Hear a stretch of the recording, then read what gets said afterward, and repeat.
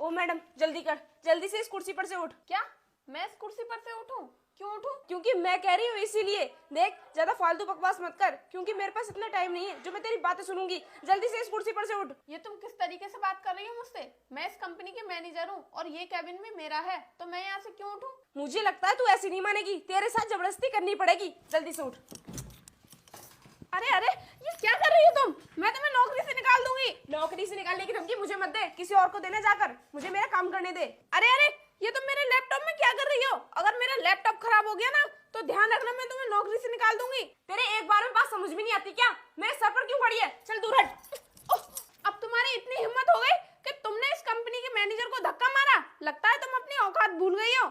इस कंपनी में तुम्हारी कोई औकात नहीं है, क्योंकि तुम एक मामूली सी सिक्योरिटी गार्ड हो।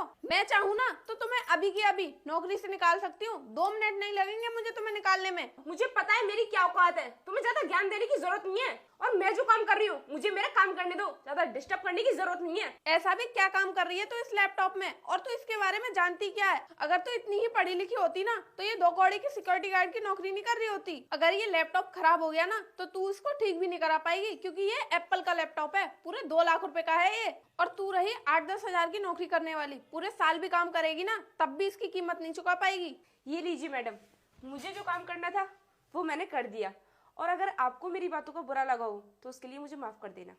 ये लीजिए आपकी कुर्सी, बैठ जाइए। इतनी जल्दी तेरे सुर कैसे बदल गए? अभी तो तुम मुझसे बहुत बदतमीज से बात कर रही थी और अब मुझसे माफी भी मांग रही है। लगता है तूने मेरा लैपटॉप खराब कर दिया। अभी देखती हूँ मैं अपना लैपटॉप।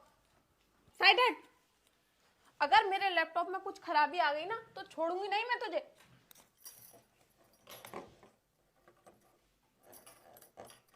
अरे ये प्रोजेक्ट, ये तो मैंने पूरा नहीं किया था। ये कैसे पूरा हो गया? मैडम ये प्रोजेक्ट मैंने कंप्लीट किया है। क्या ये प्रोजेक्ट तुमने कंप्लीट किया है? पर तुम तो इसके बारे में कुछ जानती भी नहीं हो, फिर तुमने ये प्रोजेक्ट कैसे कंप्लीट कर दिया? मैडम अगर किसी इंसान ने ऐसे कपड़े पहन रखे हैं तो इसका मतलब ये नहीं है कि वो कुछ जानता नहीं है।